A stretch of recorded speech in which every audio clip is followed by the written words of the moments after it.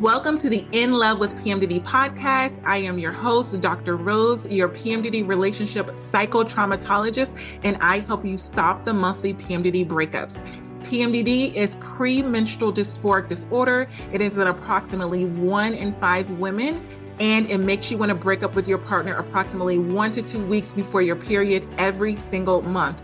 So as someone who has suffered with PMDD for over 18 years, I dedicated my doctorate practice to helping partners navigate those monthly PMDD breakups with everything from attachment styles, triggers, sensitivity to noise, sensitivity to touch, all of the things that you really struggle with when you're in PMDD. And I also dedicated my dissertation to a phenomenological study of the relationship experiences of partners of individuals who suffer with premenstrual dysphoric disorder. So I'm not just here to help the sufferer, the one who is suffering with PMDD. I am here for the partners as well. So if you need those private sessions, make sure you go to inlovewithpmdd.com and get those tools. So let's get into this week's PMDD Trauma Transformational Tools that is going to help you stop the monthly breakups and stop the suffering and stress in your PMDD relationship. Let's get into it.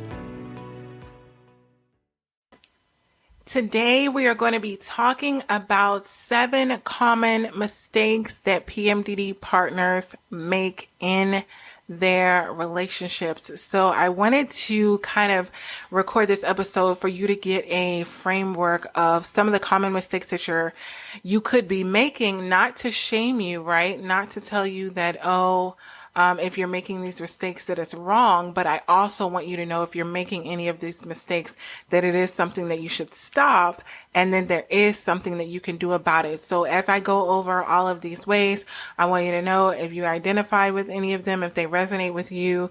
I am going to give you solutions for everything. As you know, I help you identify problems in your PMDD relationships, but I also give you solutions and tools that you can use for you and your PMDD partner. So don't feel bad. Don't log off and be like, I'm ruining my relationship. But these are common mistakes that I've seen with my clients over the years, specifically with PMDD. I'm not talking about just regular relationships. This is not generalized information. This is PMDD specific. These are things that happen when we're in PMDD and the mistakes that we make, and they ruin relationships and lead to those monthly breakups. So I want you to first just come to terms with the fact that having an intimate relationship while having PMDD or being with a partner who has PMDD is really hard.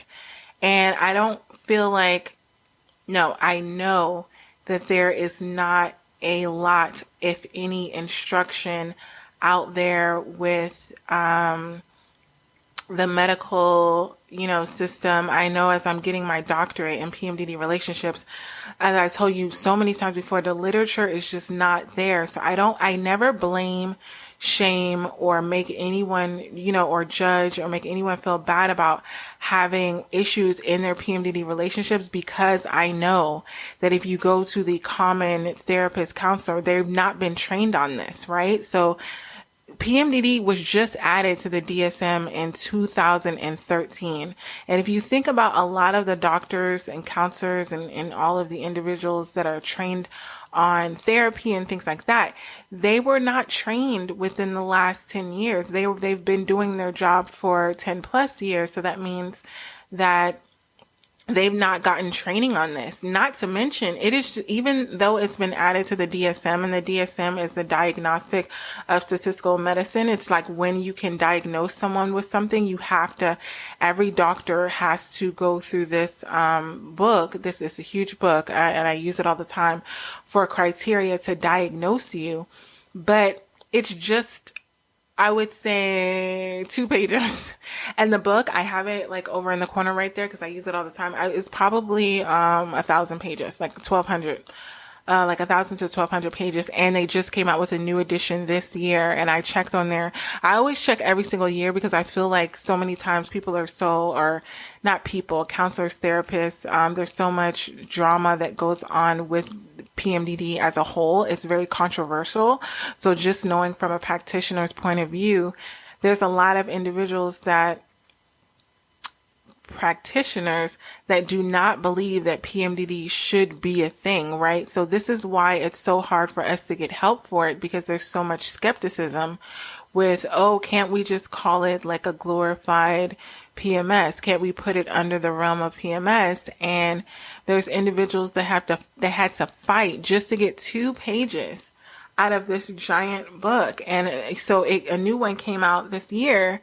And as you know, I'm writing my dissertation. And the first thing I did is I went in there to make sure that PMDD was still in there. Like I would have, oh my goodness, I would have gone ham and cheese on that biscuit if I would have found out that they would have taken it out, because most of the research that I've done on PMDD, like to see what's in the literature, has been looking up the controversy. Like every single time I go to look it up, and I have a network that I use that only practitioners have access to look up diagnoses and articles and things that are supposed to help. But a lot of the articles that are in there are actually harming, because it's kind of saying, is it real? Like they're literally called that. Is PMDD real or whatever? Like they're literally questioning it. And there's so much, I mean, this could be actually a whole nother episode, but I just want to let you know that it's still in there. Okay, that's number 1. And then number 2 is it's not easy, but it is possible. But I know that the tools that I give you have to be PMDD specific, because if they're not, that it just, normal relationship advice doesn't work when I'm in PMDD. It doesn't work for my clients when they're in PMDD. It works when they're not. It works when they're in their follicular phase. So that's what I always tell my clients. Like I have a lot of clients that have 2 counselors or therapists, or they eventually start working with me and then they cancel their sessions with their other one because they feel like we don't really have issues in our relationship that we can't manage outside of when we're in PMDD. Not saying that their relationship is perfect in their follicular days, because nobody's relationship is perfect. So that's not what I'm saying. What I'm saying is when they're in their follicular days, when they're in their good days, they're able to manage them, and they're able to just use, common relationship tools. And they're fine. But when they get into PMDD, there's a whole nother spectrum of it. And so that's why I want to let you know that if you're feeling frustrated, if you're feeling overwhelmed, I don't want you to feel bad and think that you're abnormal and like everybody else is doing it better than you. It is a struggle. And without the information for you and your PMDD partner, without the tools, it would be even harder. And so if you don't have role models in that area to use as a healthy reference of like seeing someone that actually has a healthy relationship and they have PMDD, then it can get really discouraging, right? So if you go into these PMDD boards, I know there's a lot of them on Facebook and even Instagram, you can post some things and you're kind of like, I even found a new one, Reddit,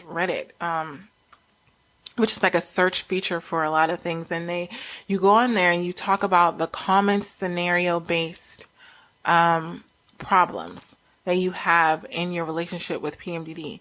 They're all telling you to break up. And I'm like, in the beginning of my journey, I used to go on there and spend hours and hours and hours, like commenting on posts and giving tools and saying no, just to get people to not break up. And that's how my business started, because I felt like I was the only one that was saying like, no, like don't break up. But I feel like a lot of times what you see on these, unfortunately, what you see on these posts, like these forums that are supposed to be there to support you, are individuals that are telling you, pack your bags. Why are you, I saw it this morning. Sometimes I check because I just want to see, like, maybe it's changed. Maybe they're like advocating for us to stay with our PMDD partners, but no, the majority of them are still like, so why are you even with this person?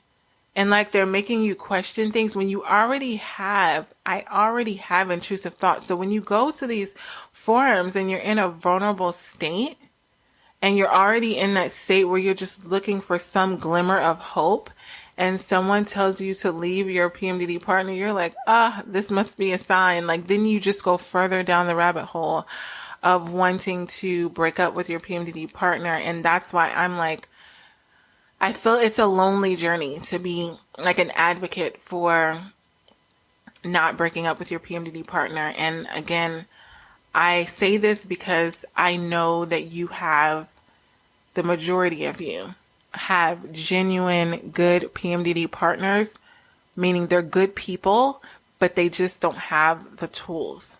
And tools can be fixed. You can always give a PMDD partner a tool and they can utilize the tool, choose to utilize the tool, and your relationship can get better. And any PMDD partner that you have, any partner, so even if you break up with your current one, any partner that you have is going to have to learn these tools. They're going to have to learn how to navigate your relationship with PMDD. So I know a lot of times it's like, oh, it's going to be so much more peaceful if I just break up with my partner and get a new one. Every single partner that you're going to get with is going to have to learn how to navigate it.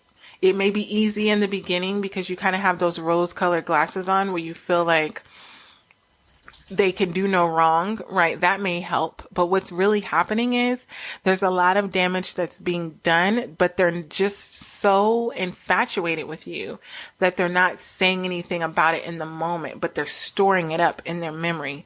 Like if you've ever read the book, I'm a psychology junkie, but there's a book called, it's talking about the body keeps the score, and it's talking about trauma. And the basis of my degree is on traumatology. So what it's basically talking about is regardless of whether you address the issues that go on in your relationship or not, if there's trauma that happens, your body is keeping the score. Your body is holding on to that. And so later on, you may begin to have issues in your PMDD relationship based off of things that happened earlier. And I see this so much with my private clients. There's a lot of anxiety and depression, and it stems from months and years ago from them not addressing it, not saying anything about it, and thinking that they can just, brush over it and it won't be a thing. But that's not how it works. Everything is kept until you deal with things, they don't go away. You can't heal what you don't uncover. I'm going to repeat that. You cannot heal what you don't uncover. So uncovering is very uncomfortable, but it is very necessary to move on. And you don't want to go months and months and months of causing more damage, because then it's just going to be more that you're going to have to uncover, and then it's going to seem very overwhelming. I don't know if you've ever had like a lot of things to do and you kind of wrote them all down and you looked at the list and then you did nothing because it seems so overwhelming. I do that a lot in PMDD. I'm like, oh, maybe I should just write down a to-do list, and I write down everything I have to do, and it seems so overwhelming that I just end up watching Netflix or something, and I don't do anything about any of the things on my list because it's so overwhelming. But I want to give you these common mistakes that can ruin your PMDD relationship so that we can address them one by one. That's what the PMDD Partner Support Group is for. It's really going in depth with everything that I'm teaching you here and giving you workbooks and tools so that you can do the work on your PMDD relationship and not have things pile up, because once they pile up, that's when the damage is really done. And sometimes it's, you see on when you file for divorce, they'll say irretrievably broken. And I always saw that as it was once retrievably unbroken. Like it was once at a place where you could fix it, but you let it go so long that there's like a piece of glass. Like there's nothing that you can do to put it back together. And I don't want your PMDD relationship to get to that point. So we're going to go over the 7 common mistakes that ruin PMDD relationships that I have legit seen. This is not a guess. Everything I teach you actually is not textbook in a sense of it's cookie cutter. It is actually fact-based. Like it means based off of the clients that I have had sessions with, this is actually the issues that are ruining their relationships. I want you to really take this into consideration. And if you identify, you resonate with any of these reasons, and you need help with them, make sure you contact me. But let's get straight into it. So number 1, attempting to change your PMDD partner. So I blame this one on Netflix. All right. So when I'm in PMDD, I tend to watch a lot of these soapy Netflix movies. Thank goodness, like the Christmas season is over, because I would watch all of the Hallmark movies, all of the rom-coms, and I would start comparing my PMDD partner to the PMDD, or not the PMDD, but the partners that I saw on the screen. And then I would start to look at my PMDD partner and think like, if only they could be like, Ryan Reynolds, like in that rom-com, or if only they could be like, Michael, oh my gosh, no, not Michael. What is his name? McConaughey? Oh my gosh. I forgot his first name, but he's in all the rom-coms. But anyway, if only they could be like these individuals that seem perfect and seem so sensitive and so open and loving and tend to you and funny and humble. And it just seems like they have all of the qualities that are the exact opposite of my PMDD partner. And what that means is I start to invalidate the positive qualities that my PMDD partner has because I'm comparing it to something that they have, which is something that he could never meet up to. Like, for example, my partner is a alpha male, right? He is a man's man. Like, he eats meat, he does like yard work, like he does all the things, right? And if I wanted this very sensitive, like 50 Shades of Grey kind of guy who's like clean cut, wearing the 3-piece suit to like go like pick me up and put me on the office table of the boardroom and just, have his way with me. Like if that's what I wanted, then I would look at my partner like he's a piece of crap. Like I would be like, okay, how can I turn him into that? But what that means is you're holding your PMDD partner to a standard that they're never going to meet. I'm never going to turn my PMDD partner into 50 Shades of nothing. Like, he's just not that man. He's not that person.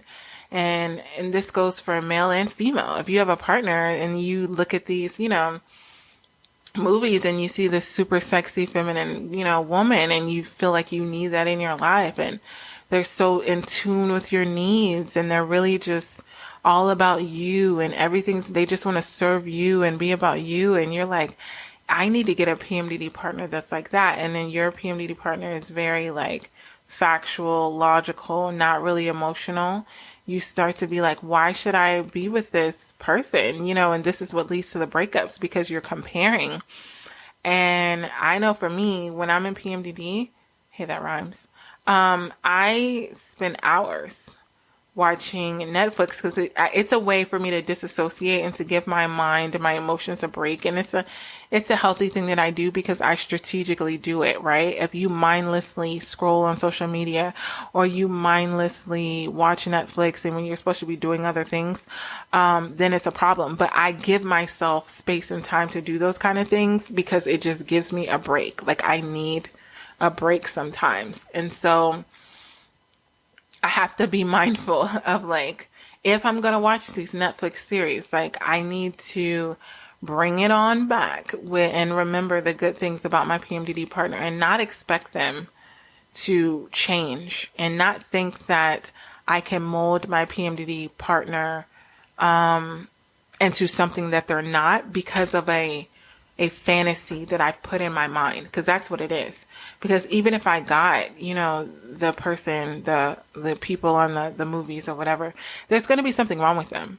And they're not going to know about PMDD, so there's that. But, like, they're not perfect, but all that's being portrayed on these movies is so perfect. Especially, even you can look on Instagram and see all the couples' goals, and they just look like everything's great. And that's why I'm always so open with you about everything that's going on with me and my PMDD partner, because even though, we use the tools and everything, we have things that come up every single month and we utilize the tools, but like, things still come up. It's not a one size fits all. It's not like use this one tool and then you'll never have issues in your PMDD relationship. That's not a thing. But it's about, is your PMDD partner worth it? And I wouldn't ask that question after you got finished like binging Netflix or on Instagram looking at couples goals. So the first mistake that you can do as a PMDD partner is to compare your PMDD partners to anybody else and to think that, you would be better off with another PMDD partner, because you're probably going to have like a different issue.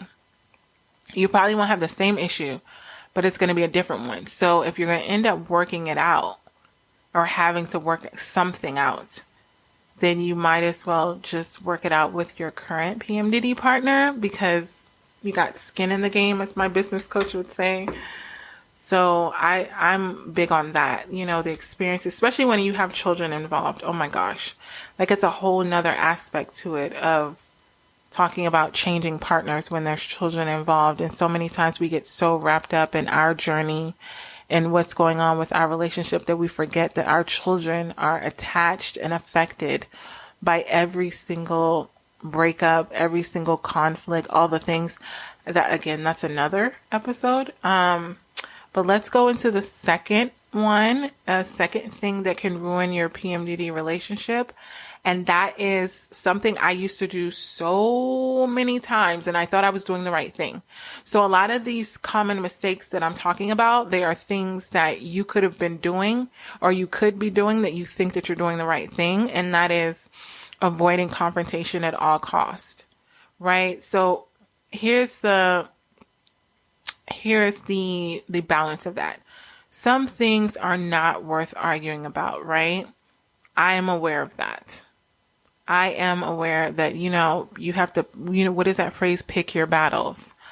But there are things that really bother us during PMDD that need addressing. And sometimes they can get so overshadowed because we're in PMDD, and we can question ourselves and say, is this a PMDD thought? Is this a real thought? Or is this something that, I shouldn't be concerned with? Like, you start to question if it's worth it, because you're in PMDD, or like, is it real? Like, should I really bring this up, or should I bring it up even though I'm in PMDD? What I would say to that is I would write it down, right? So, I like to have clients, or I have sessions with all my clients, when they're in PMDD and when they're not. But if there's issues that come up while you're in PMDD, this is why I like to have those sessions, because you can communicate it to me and then we can identify it. And then when you get out of PMDD, I can be able to give you that feedback so that you can communicate it to your partner in a way that is articulate. Because I know one of the insecurities that we have as PMDD sufferers is that a lot of times we are trying to say things when we're in PMDD. We have PMDD brain fog, and it just doesn't make sense. And when we start to lose credibility from our PMDD partner, because my PMDD partner will tell me real quick. I'll be saying something and I'll just say it again and again and again. I guess that's my thing. Like, when I'm in PMDD, I start repeating myself. About like arguments or things that I'm just like, yeah, you just need to understand this, this, and this. And then I'll say it again, but like, I'm saying the same thing in 75 different ways. And he's kind of like, you just said that. Like, so now I'm losing credibility because I'm sounding what I call da-dun-da-dun. So like, I like to process it. But I like to do it in a way where I'm still credible. And a way of doing that is to document it when you're in PMDD if you feel like it's a valid issue.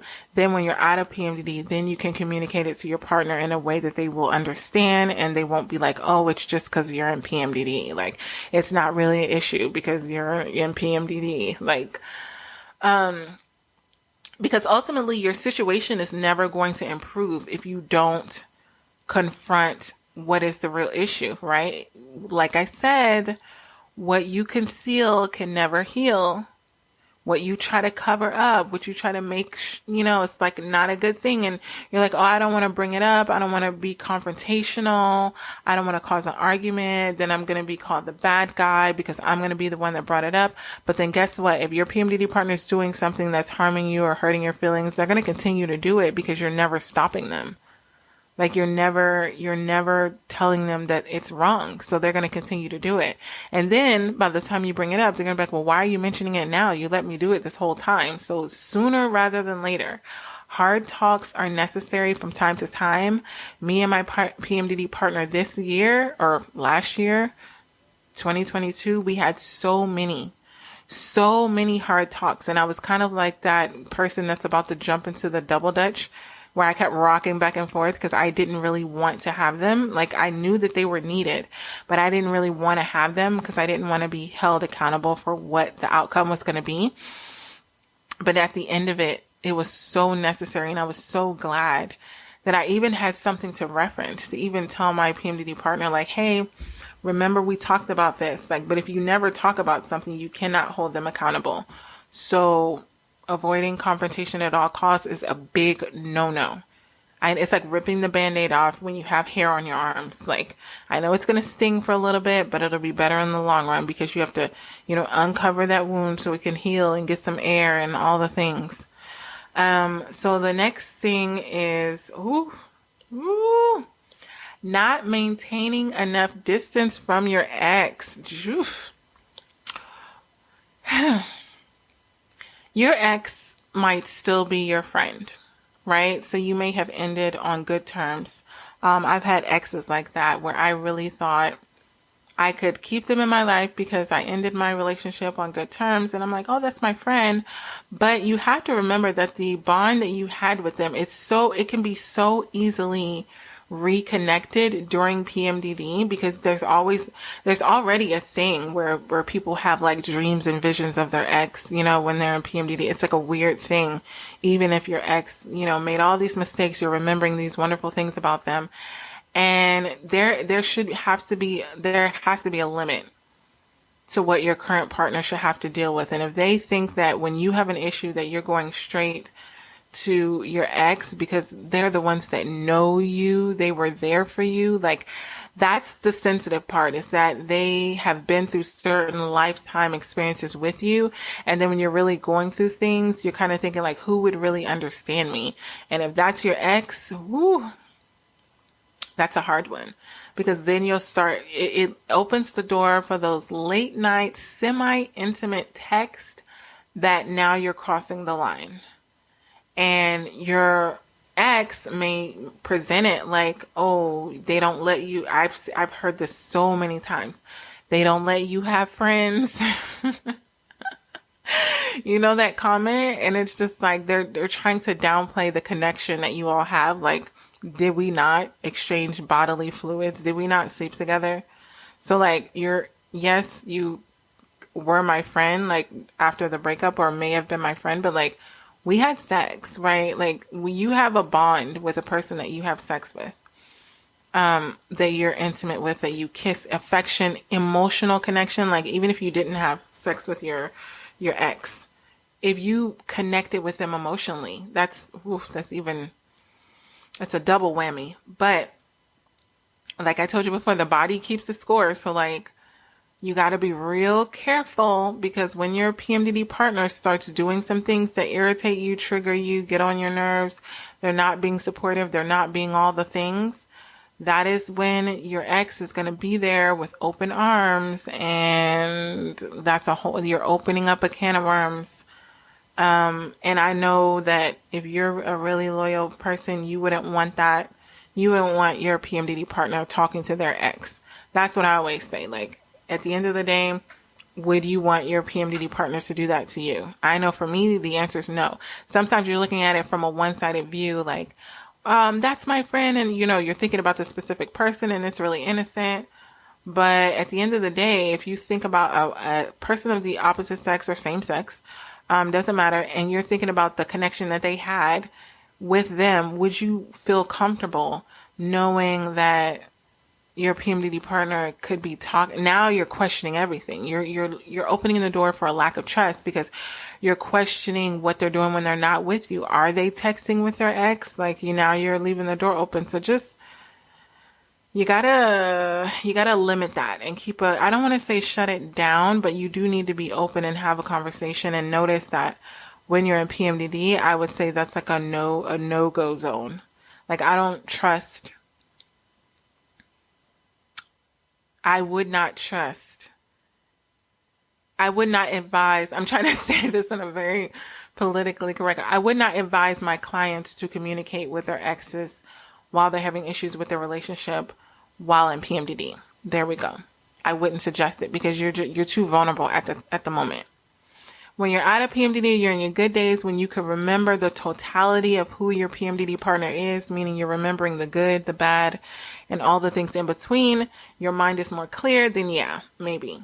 Maybe if you have an agreement with, I don't know, because sometimes you can have an agreement with your partner, but then they agree because they don't want to seem like the person that's controlling you, but then they don't really agree with it. So it's like just monitor that. Monitor having those loosey-goosey relationships, and not creating that distance that's necessary with your ex, because the last thing you need is your ex causing intrusive thoughts for your PMDD partner and making them go crazy and start to question you. I know for me, we never had an issue with my ex, because he's like Casper the Friendly Ghost. Like because he's out, like he's gone with the wind. But my PMDD partner has been cheated on in the past, and so a lot of the things that we dealt with earlier in our relationship was infidelity, accusations, and it is not good. It is so draining because it's almost like nothing you can tell them can convince them that you're a good, upstanding, citizen. Like they get into those moments that they're triggered from being cheated on and they feel like, I'm not going to get got again. You know what I mean? Like they're not going to get me. Like my partner's not going to get me and cheat on me, even if I've never cheated on him. There's a lot of emotional trauma that comes from exes, and you don't want to carry that over into your new relationship. So number 4 is focusing on the negative. Okay, so this is why me and my PMDD partner do our daily devotional. And I've started with the daily devotional that I send. I start to write down, and this is a PMDD Trauma Transformational Tool for you. And each day I want you to jot down 3 things that you appreciate about your PMDD partner. I don't want it to be super cookie cutter, like I'm grateful that they're here.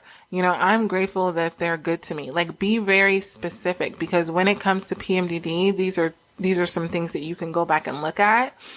And then you'll find your mindset being more positive about your partner. Interestingly, they would not have changed, but you have, right?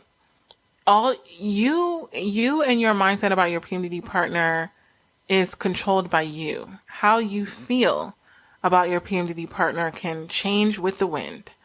What you know about your PMDD partner is what we want to really solidify.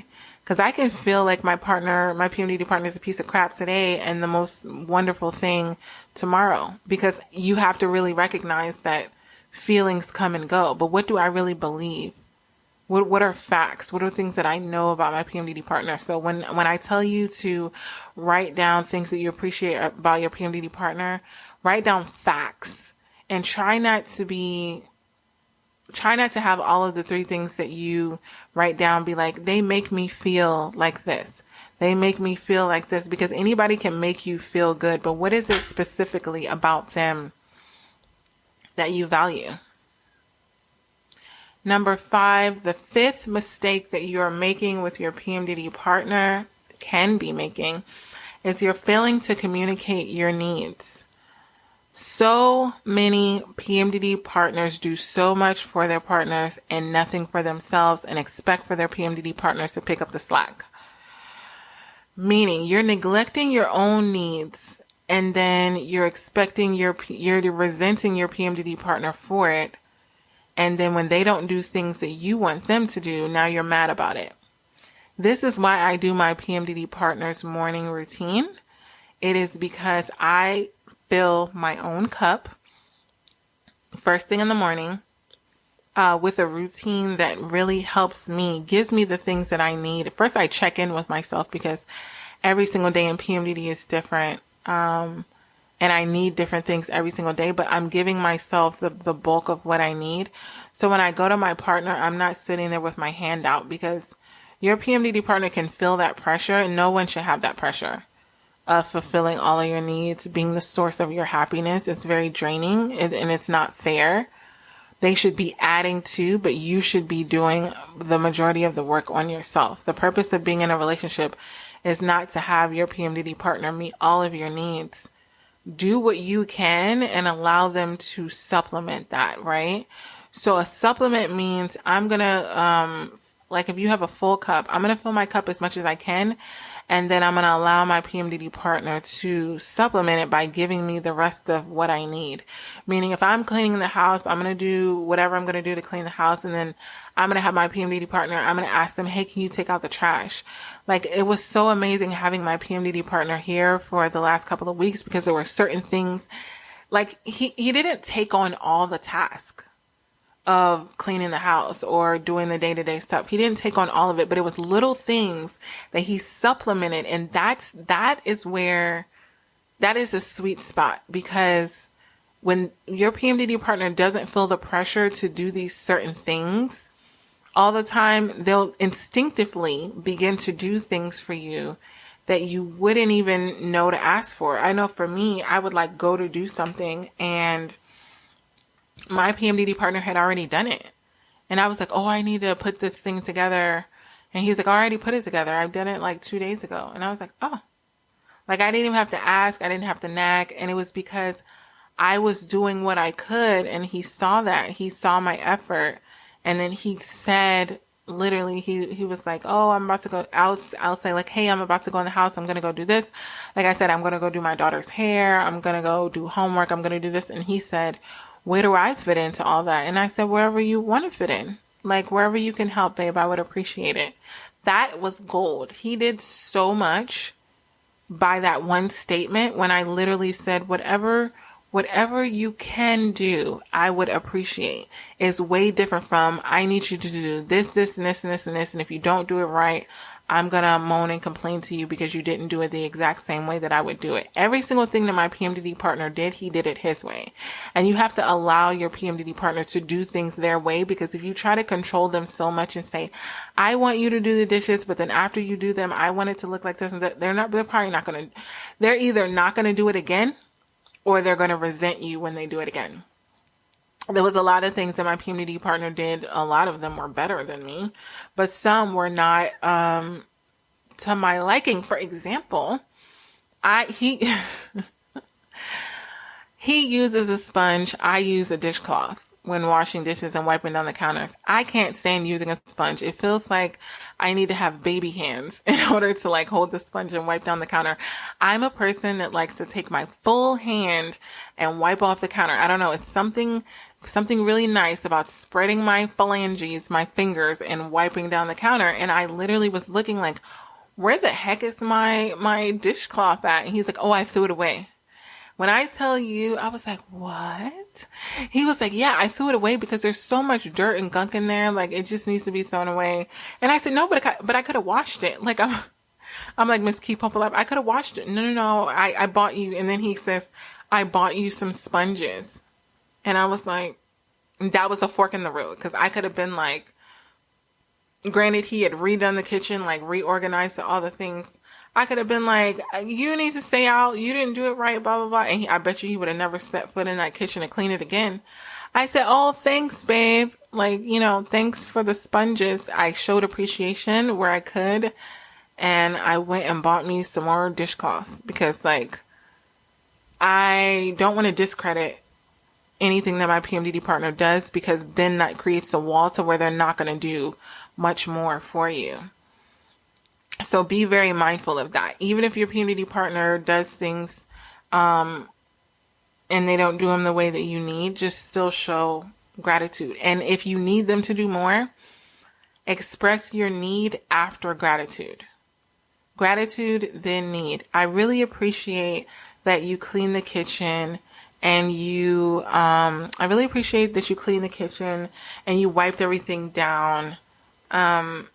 Next time, can you buy me a dishcloth? Do you think you can buy me one that would be a better quality that you think could last longer? Because I know that you were saying that the last dishcloth that you threw away was because, it had oil and things on it. So maybe it's just that I have a low quality dishcloth. Do you think you could find me one at the store?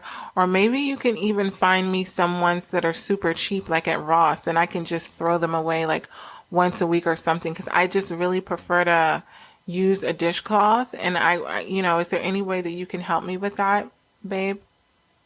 If I talk to my PMDD partner like that, he would be in the car on his way to the store ASAP.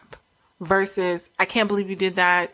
Like, I don't even use this stupid sponge. Like, and this whole thing went down in front of my daughter, which I was like so proud of because she was able to see like, oh, okay. Like, it was a very nice, exchange. So the number 6 thing that you can do to ruin your PMDD relationship is failing to take care of yourself. I know self-care is so overused at this point, especially at the beginning of the year.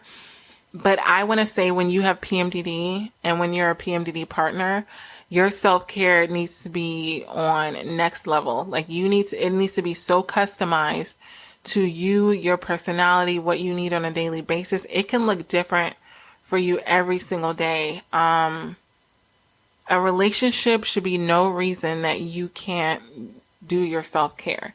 If your PMDD partner is in the way of that, there's a problem. You all need to sit down and have a talk, not blaming them, but you need to sit down and have a talk and let them know these are the things. I have a lot of private clients that do this, where they do morning routines and they say, I need you to watch the kids while I go downstairs and journal, while I go downstairs and work out, while I go downstairs and walk around the park. Can you do that for me? And they have to fit that into their daily routine, because if they don't, then they're not at their best. But it's all about recognizing what makes you feel your best. It's not a cookie cutter thing. Everybody's not getting up in the morning, lacing up their sneakers and going for a jog. That's not realistic. When I'm in PMDD, like today, I did like a yoga session. Whereas when I was in my follicular phase last week, I was doing a jog, I was doing weightlifting, I was doing all of these things. And that's what felt good for me on those days. Now, today it was just doing yoga. And that felt amazing. And I needed to ask my PMDD partner to support that and communicate what it is that I needed. And then, okay, so my PMDD partner is greatly affected when he's out of shape. Okay, so when he has gained weight, when he's not feeling his best for mental health reasons, when he's not taking care of himself physically, it affects his mental health. That's what I'm trying to say. His physical health is greatly connected to his mental health. If he doesn't feel good about himself, he starts to feel insecure. When he starts to feel insecure about himself, he starts to get jealous in the relationship. This is like a big cycle. And I've noticed this because I'm like, what the heck is he? I was like, what the heck is he questioning me for? What the heck is he feeling bad about our relationship for? Like, I didn't understand the correlation, but you have to know your PMDD partner. And sometimes I know with us having PMDD, like we gain weight and during ovulation, like weird times of the month where we're gaining like weird amounts of weight and then it goes away, but like it doesn't feel like it's going to go away when you're in it. So it's kind of this doom and gloom that we feel, and it really impacts our relationship. I need to do a whole another episode on that, but you have to take care of yourself and make sure that your PMDD partner, encourage them, create space for your PMDD partner to take care of themselves. That's what I had to do with my PMDD partner. I allotted time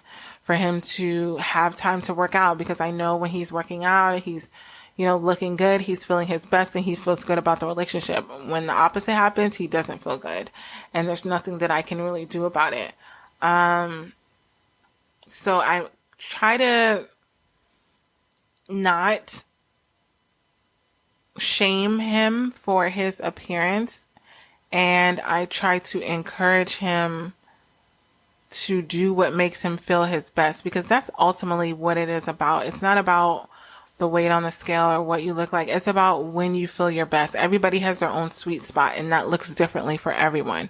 So if your sweet spot is 200 pounds, and then stay at 200 pounds. Like it's not about everybody needs to be at this cookie cutter number, but it's about, I want you to feel good in your skin, and I want your PMDD partners to feel good in their skin, because guess what? That skin is going to be on your skin, and you're going to be naked, and you're going to be intimate, and you want to feel good about yourself. And I don't want you stopping intimacy or feeling jealous or insecure because you're not feeling good about yourself, right? So I want to make sure that you're always keeping your self-care very, very customized to you and not getting into what everybody else's perception of perfection is as far as what you're supposed to look like. Just focus on feeling your best and let that be enough.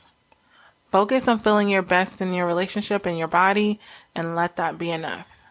And the last PMDD Trauma Transformational Tool that I'm going to give you for the mistakes that you make in your PMDD relationship is failing to give your PMDD partner space. You do have a life together. You also have separate lives with separate goals, with separate visions, and you have to allow your partner the time to breathe. You don't have to be joined at the hip 24/7.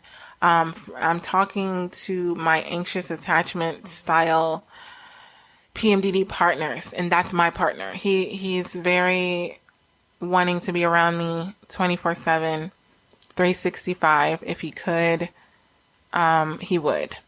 And an intimate relationship is a place where you have a partner. You don't have to do things alone, but you do need to give your PMDD partner space to be creative, to have a separate life, to be able to come home and have something to talk about. If you're always around your partner, little things that wouldn't normally annoy you are going to start to annoy you. So as great as it sounds to be around your PMDD partner 24/7, you are opening the door to you having more issues, and you become codependent, right? You feel like you can't do anything without that person. Then if that person does something, you're getting jealous and insecure, and then that can lead to PMDD rage. And it's kind of like, you really need to give your partner the respect and the space. The respect and the space is what you are going to need to cause you to have a long-standing relationship and to not ruin it. Because if your PMDD partner asks you for space and you don't give it to them, you're asking for them to treat you as if the only way that they're going to get peace is to break up with you. That's what it's going to look like. They're going to be like, man, it's going to go from I don't get enough space to now I don't have peace. And the only way I can get peace is to get rid of my PMDD partner. So you're actually pushing them away by bringing them closer. It's a double whammy. And that's why I say these are common mistakes that PMDD partners make, because they're feeling like, I'm just going to love you more, right? I remember when my PMDD partner wanted more attention from me and I needed space, and he thought that, I'm just going to be nicer to her or do more things for her. And it's almost like every single thing that he did annoyed me that much more.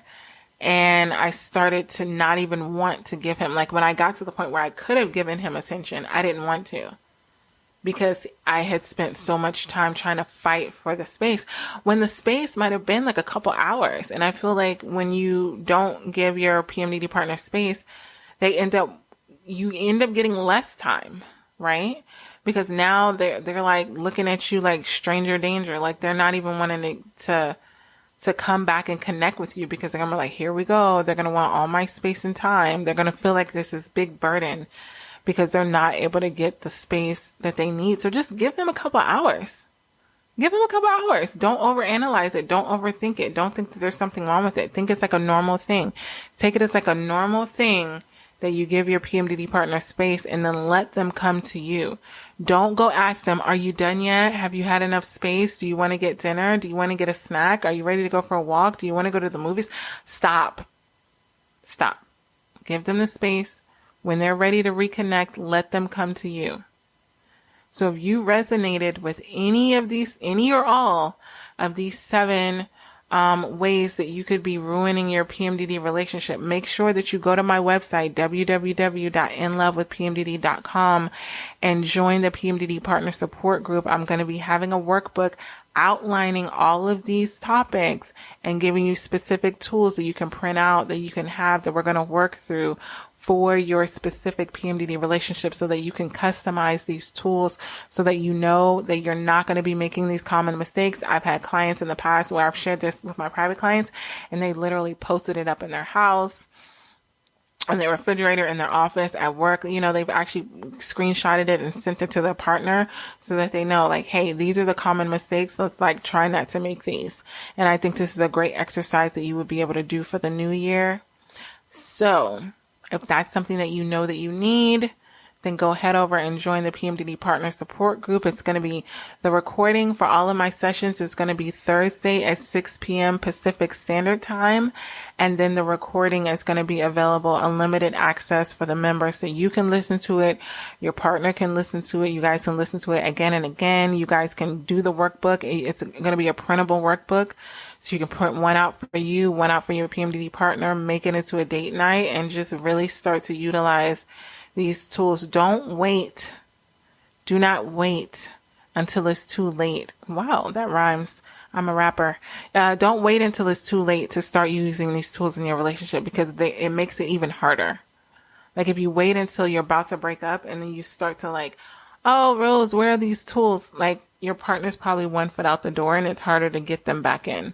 Right? This is the work that you need to be doing now. I don't want you to start thinking about this group, the PMDD Partner Support Group, and thinking, oh, I'll join it when I need it. You need to join it now so that you won't need it, so that your partner won't be trying to break up with you.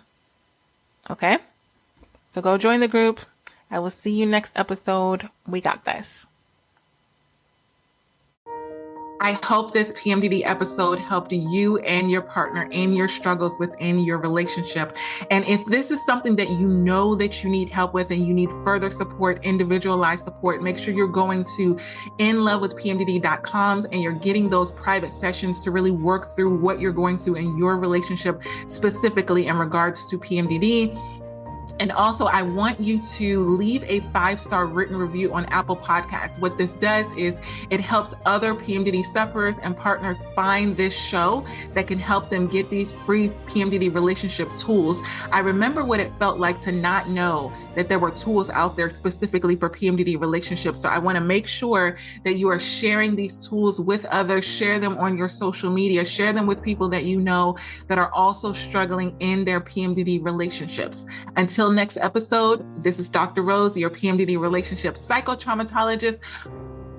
One more thing, I almost forgot. I now have the Fresh Start PMDD Partners workbook. What this workbook can do is, if you've had past traumatic experiences with your partner, past fights, past arguments, and they keep coming up every single month in PMDD, I created a Fresh Start workbook so that you can deal with all of the traumatic experiences that have happened in the past in PMDD rage and all of these things, so you can stop going through the same cycle again and again and again. So get that workbook. It comes with a video episode of the actual podcast that I recorded on getting a fresh start in your PMDD relationship, so you're not continuing the same cycle again and again and again. So make sure that you get that workbook. And if you need those individualized counseling sessions, you know where to go, inlovewithpmdd.com. Until next time, we got this. Love you.